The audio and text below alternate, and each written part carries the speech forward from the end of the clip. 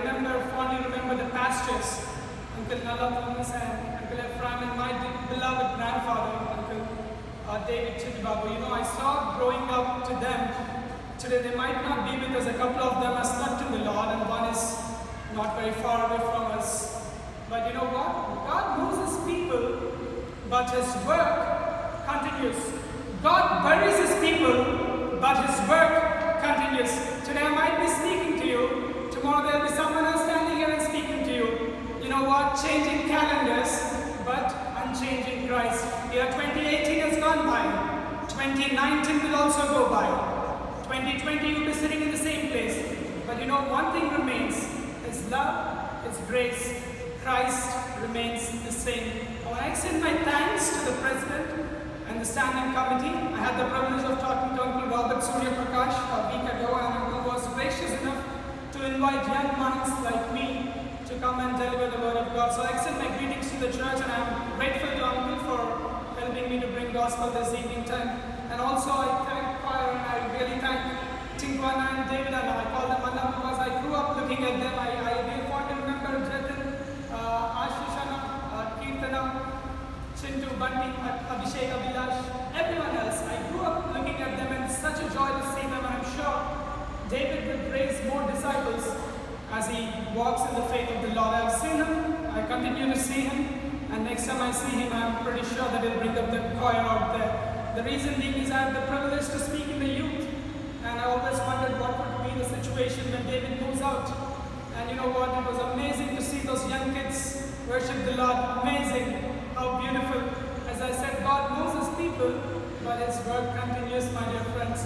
And I also want to quickly thank Uncle Pastor Charles Theodore. He's been an inspiration in my life.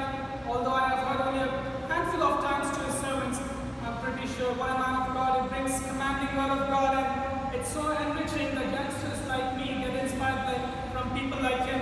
And I pray that as he goes on his journey and starts ministering the word of God to many people out there, he makes many more disciples. Saying that, I want to introduce today's evening subject to you guys. I have titled it something called Mene Mene Tekel Upharsin. I know it's New Year. I should have bought something very encouraging, enriching. But the subject which I chose, it's not me, but I believe that the Holy Spirit spoke to me as I bring the subject here this evening time. I want to quickly read to you a poem written by Robert Frost. It is titled as The Road Not Taken. And there's a reason why I want to start off with this. As I start off with this, I want to tell you why the author writes about taking a way that is less traveled by. And end of the life is left with two choices. One is a narrow road, and one is a very wide road. And the author makes the choice. Let me read this poem to you. It's a very famous poem. Please give very careful attention. As I run into the thick of the context, I want you to pay attention, because once I bridge my way from one passage to other passage, I don't want you guys to get lost. This is how the poem starts off. Two roads diverged in a yellow bird, and sorry I could not travel both. And be one traveler along I stood, and looked down one as far as I could, to where it bent and on the growth, then took the other as just as fair, and having perhaps the better claim, because it was grassy and wanted wear, though as for that the passing there had worn them really about the same, and both that morning equally lay, in leaves no step had trodden black. Oh, I kept the first for another day, yet knowing how way leads on to way, I doubted if I should ever come back. I shall be telling this with a sigh, somewhere, ages and ages hence, two roads diverged in a wood, and I took the one less traveled by, and that has made all the difference. You know, author is standing in front of two roads here. One is a very wide road, one is a narrow road, and he is in a life situation of making a choice of which road to take. My dear church, you and I are standing in the same situation every single morning. As you get up from your bed, you have choices to make.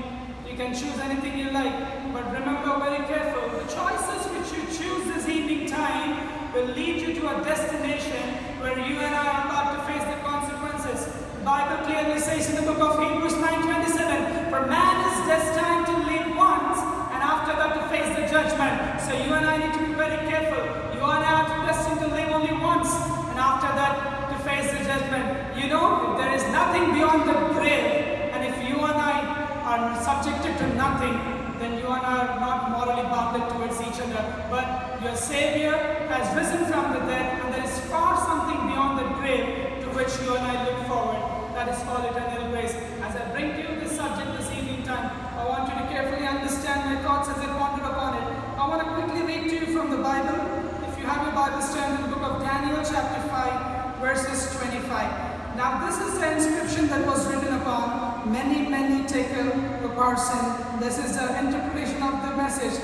Mene, God has numbered your kingdom and put an end to it. Tekel, you have been weighed on the scales and found deficient. Paris, your kingdom has been divided and given over to Medes and Persians. I want to quickly get into the first word this evening time, Mene. Mene says, God has numbered your kingdom and put an end to it. How dreadful of a thought it is to start out with such a subject this evening time, isn't it? We talk about frivolous things, we talk about things that doesn't make sense.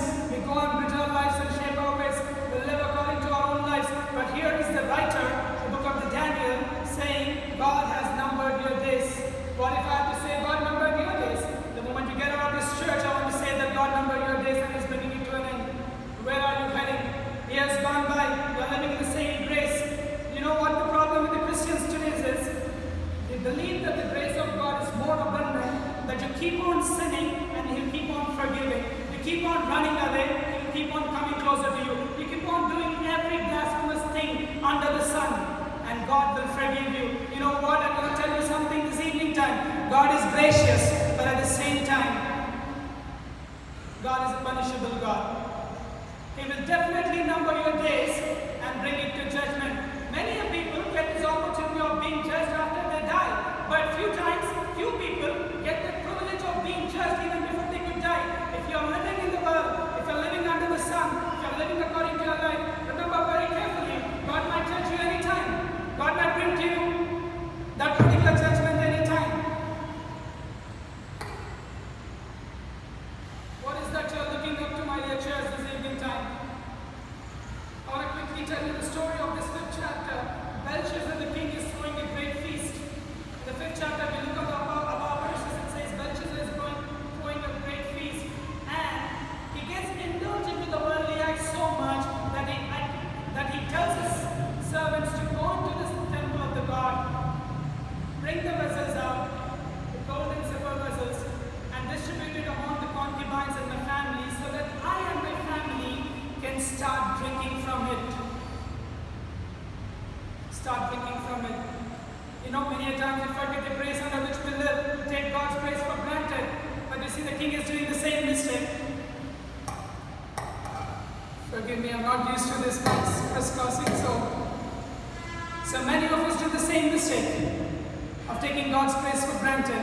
The king did the same mistake by taking the grace for granted. Quickly look at the verses 22. I want to read it to you. It says, it is you, O king, for you have become great and grown strong, and your majesty has become great and raised to the sky. You are dominion to the end of the earth. Chapter 5, verse 22. Carefully look at this. Yet you, his son Belshazzar, have not humbled your heart, even though you knew all this, but you have exalted yourself against the Lord of heaven, and they have brought the vessels out of his house before you, and you and your nobles, your wives and your concubines, have been drinking wine from them, and you have praised the God of silver and gold, of bronze, iron, wood, and stone, which you do not see, hear, or understand, but the God in whose hand are your life, breath, and all your ways, you have not glorified. You know, we live in so dreadful times that we forget it. We forget it. Every breath that you live this evening time is by the grace of God. We forget it and we move further. We start sinning. We entangle ourselves in sin. And we fall short of the glory of God. The king's doing the same mistake this evening time. Started bringing out the holy vessels from the temple of God. You know, I want to quickly take you back to the God in Genesis. You know what happens? God was walking with Adam in the cool of day. That means there was no temple. God was literally walking with Adam and then talking with him. And then going back to the book of Exodus, after Garden of Eden, there comes the book of Exodus. And then we go on to Numbers, and then comes to the Deuteronomy, where they started building a small tabernacle for the God, a small temple, and inviting him into the temple. The mistake what we do is, God wants to walk beside you, but you make him limit. You limit him to a certain space. You put him in a box. You put him in a temple. You and I are doing the same thing, my dear friends. We bring Bibles to the church on Sundays. We put them safely back in shelves and bring them back on Sundays. That's how our lives have been. That's how we have been living. And throughout the day, from Monday to Friday, we do sinful things and we forget the grace of God. Sunday we come to church and acknowledge the grace of God and think that God's going to get hold of you and going to forgive you. There's a problem. There's a problem in that. The gracious God is loving you at the same pace, can even punish you with the same pace. I want to quickly ask you to turn your Bibles to 2 Kings. I want to compare Belshazzar's life with the king in the Old Testament, Hezekiah, and then I'm going to bridge into my second point this evening time. But before I could go there, I want to tell you what happens. When the word of God came to Belshazzar saying that I have numbered your days and I have counted them, Belshazzar was very depressed. Rather than looking up to the word of God, he starts looking up to man's help. He starts looking up to the one in the kingdom who can help him interpret that dream. That's what we have been doing. We have been running away from the power problem. We are running away from the source. We are going towards the system. When you start looking at the source, the system automatically follows. But we forget these basic etiquette that we start looking up to the system. You start looking up to the family. You start looking up to your friends. You start looking up to the pastor. You forget God. 2 Kings chapter 20th chapter. I'm going to read to you verse 2 and 3. In those days Hezekiah became mortally ill, and Isaiah the prophet, the son of Amos, came to him and said to him, Thus says the Lord, set your house in order, for you shall die and not live. This was the word from the prophet himself, or from the word of God. The same hand is writing a word on the wall for Belshazzar as well, that your days has been numbered. There's a slight difference between Hezekiah's behavior and Belshazzar's behavior. What Hezekiah does is marvelous in the eyes of God. What Belshazzar does is completely frivolous. Can't be taken into account. This is what Hezekiah does. Thus says the Lord. And then Hezekiah then turned his face to the wall and prayed to the Lord, saying, Remember now, O Lord, I beseech you, how I have walked before you in truth and with a whole heart, and have done what is good in your sight. You see, it is important to remind God about the gracious thing that He has been doing in your life. If that word has come to you this evening time that God has numbered your days, are you taking it for granted, or are you questioning God's ability by reminding Him how faithful you have been in His presence? How grateful you have been in His presence.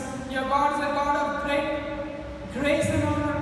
He wouldn't let you go like that. If you confess your sins by your mouth, He is faithful and just that He will forgive and He will clean you from all the unrighteousness. Hezekiah does the same things. He goes ahead to a certain extent of reminding God about how He led His life in His presence. And the moment Hezekiah reminds God, even before the prophet Isaiah walks out of his court, God sends back a message saying that I have heard his tears in my presence. I'm going to heal him. I'm going to heal him. That's the faith, my dear church, I want you guys to have this new year. I want you all to walk into this year with that kind of faith. I want you to challenge God's timing. I want you to challenge God's ability by reminding Him the gracious thing that God has been doing in your lives. But for Belshazzar's life, when the word of God came down that He has numbered your days, look what He does in Daniel 5th chapter, verse 30, verse 29. Then after the dream was interpreted, then Belshazzar gave orders, and they clothed Daniel with purple and put a necklace gold around his neck. The problem with man is, you forget the grace of God. When prophet Isaiah came into the courts of Hezekiah to tell that your days has been numbered, Hezekiah looked back to God. He didn't look up to Isaiah, but when the dream was interpreted in Belshazzar's life, Belshazzar is looking up to Daniel and clothing him with a purple robe. Rather, if he would have gone ahead a single step and turned back to the wall or stood there and asked him a question like, wouldn't your God save me? Our God is gracious, and I'm sure He would have saved. When Jonah went to Nineveh and said that God's going to perish it, when the king of Nineveh repented, God made sure that the city was saved from his wrath. If Belshazzar would have acknowledged his sin in front of the prophet or in front of the God and asked Daniel if your God could heal me, there was a chance for him to live by. We forget the grace of God, my dear church. We take it for granted. Belshazzar took his life for granted, and the same night he died away. First word says, many, you have been numbered. When God numbers your days, my dear friends, that means there's a full stop behind that sentence. You have to change your life. If you're not changing your life, it might come to a closure. You and I might not see each other the next time. You and I might not sit in the sanctuary the next time. You and I might not have the grace to come into the sanctuary the next time. But if you're living a frivolous life, a disastrous life, a debauched lifestyle, I want you all to change this evening time. I want you all to look up to God. Let not God number your days, but let Him be gracious with you, that He grants you everlasting life with gracious help. Let me go quickly into the second verse, which says tekel. And this is what the second verse says. You have been weighed on the scales and found deficient. You know, God weighs you. God weighs your deeds, weighs your actions. I want you all to turn your Bibles with me to Daniel 5th chapter 1 to 5. Keenly look at the second verse, which says, when Belshazzar tasted the wine, he gave orders to bring the gold and silver vessels which Nebuchadnezzar his father had taken out of the temple which was in Jerusalem. So the king and his nobles, his wife and his concubines might drink from them. You know, the vessels are being taken out of temple. Temple resembles Jesus Christ. The place where He came and dealt, and the place where He spoke to all the Israelites throughout the 40 years when they were in the wilderness. From the temple, you're bringing the presence of God and you're enjoying it. You're taking it for the worldly pleasures. If your actions are that way this evening time, you will be brought to judgment, my dear friends. Be it your personal life, be it your private life, be it your church life. Be very careful when you walk into the presence of God, because no one else might be watching, but He's watching from above. He's seeking every account of accountability, and when He's weighing you, make sure to come out as refined as gold. If you're not coming out as refined as gold, you don't know what might be the consequences. The consequences you receive are the actions you take up in your life. The consequences which you reap are the actions which you love to go with. I had a young man come to me, living a very debauched lifestyle back in the United States. I was talking to him after a sermon. He came up to me and said, I'm living a very debauched lifestyle. I can't tell my parents. They have very good hopes on me.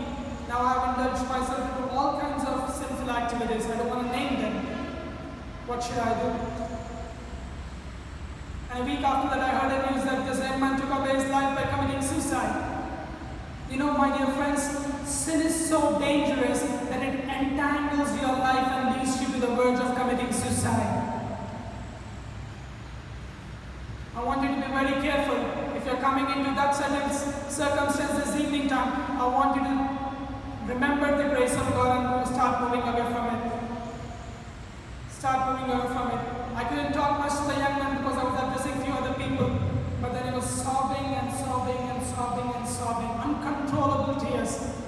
And I can't tell back home. I can't talk to my parents what I'm running into. Neither I can tell someone, nor I can keep it in myself. What to do? What to do? You know what happens? Even if I could tell him that there is a grace of God in his life, he wouldn't be able to digest the fact, because there is sin so much entangled in his heart that it overtakes everything. Now the wise words told went into his mind, but eventually went on to take away his life. I want you to be very careful. Don't come into God's wrath, my dear friends. You are numbered and you are also weighed. When God starts weighing you, make sure that you are not finding any fault. You're not falling into any fault. Our God is a God of graciousness, also a God of anger. He would definitely bring things to judgment. Genesis 17 chapter 1st verse says, when Abraham was walking in front of God, there was only one commandment: walk blamelessly. Walk blamelessly in my sight, and I'll make you as numerous as the stars of the sky. That was the only command. You know, when God gave the command not to eat from the tree of good, knowledge of the good and evil, that was the only commandment which God gave in the Bible, and that was also hitting on to love. If someone loves you, they will protect you. God wanted to protect Adam and Eve. And to violate any one of these commandments is to play God. Don't play God. For He's sitting above in heaven, and if you start playing God, God starts moving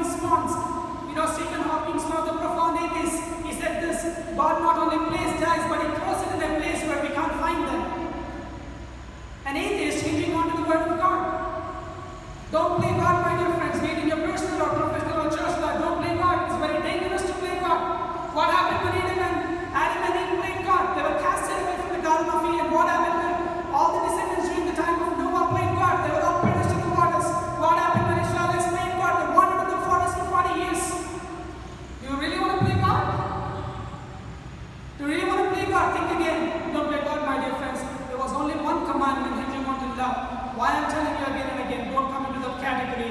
Let the grace of God be abundant in your life. Let the commandments be other. The book of Joshua, when Joshua was taken up the responsibility, God says this in Joshua 1:9. Keep my commandments and don't turn from it to the left or to the right, and I will make sure that you reach Canaan. There was only one commandment. Moses gave us 6 that he lost. David reduced it to 85. Isaiah to 13. Hosea to 3. Justice, love, and mercy to walk humbly in the eyes of the Lord. But Jesus went on to say too, love your God with all your heart and love your neighbor. But if you look closely at those two commandments, both are hinging on one concept called love. Love your God, love your neighbor. One commandment hinging on to love, which we are failing miserably in our lives. We run into diverse lifestyles. We run into literally different things that we can't explain. We sit next to our wives and husbands, but we can't tell the inner deepermost feelings of our thoughts. It might ruin our relationships, isn't it? How pathetic our lives are.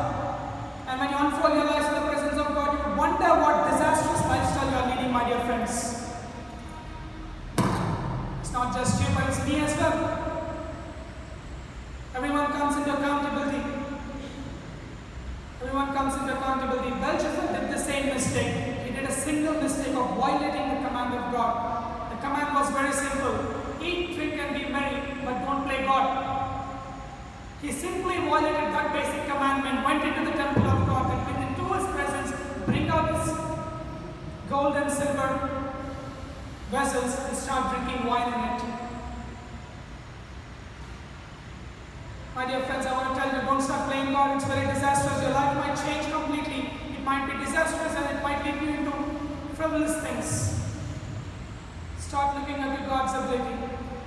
God weighs you. God counts you. Let me quickly now into the 3rd verse, which says,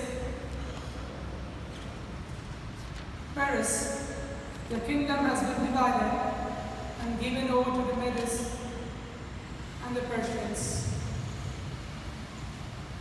When you start playing God, this is what happens. When you start doubting in his abilities, this is what happens. The Bible speaks about the division of the kingdom of the king's kingdom, but your life might get divided this evening time. Your families might get shattered this evening time. Your kids might get separated from you this evening time. Or the one you love the most might get separated from you this evening time. If you want to be in the grace of God, start running towards Him, not away from Him. Start running towards Him. When Jacob and Esau took birth, Jacob was already a blessed man, isn't it? In the mother's womb. In the mother's womb. There was already a prophecy told that the one who's coming later would rule the elder. All that the mother had to do is to train the child in a way that he would not depart from the word of the Lord. Tell him that you will rule your brother. You're already a blessed man. But the mother does a very bad mistake of playing favorites. Playing favorites. That's what we do in our families as well, right? 2 kids in our families, we start playing favorites. Don't play favorites, my dear friends. What happened when they played favorites? Jacob had to run and stay away from his mother. Didn't say his father died. Didn't enjoy the family life. Lived in a place where he was not groomed, like where he didn't grow up. And then when he came back with everything he had, he still lacked the presence of God. You know, when he was running away from God, he was encountered at Peniel. He didn't take it up. He said, if you are the living God, bring me back to this place. Then I will believe in you. Then I will believe in you. He started running. You know, God lets you run, my dear friends. He lets you run. But then He'll definitely bring you back. He'll make you accountable for what you are. Jacob lost his identity when he started running. He lost his identity when he started running. But when he was coming back, the same God encountered with him and then asked him this one question. Tell me your name. Tell me your name. When his father asked him the same question, he lied to his father, saying, I am Esau, your elder son. Took the blessing, started running. God was watching. He was weighing him. He was weighing him. But when he brought him back, the only question which plagued him was, what is your name?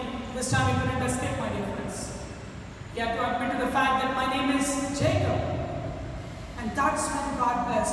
If you're running away from your identity in the presence of God this evening time, I want you to very well understand that you will get divided. Jacob might have had the chance in his life, but you and I might not have the chance in our lives. When Jacob started coming back and when he encountered God the second time, when he declared his name, God changed his name to Israel and said that I'm going to make you a great nation. Out of you would come 12 tribes and I'm going to bless you. Don't start playing favorites, my dear friends. It's not just you, but every family. Start looking up to the word of God. Teach the kid in the way they should go so that they might not depart from it when they grow old. What is your story? Where are you heading?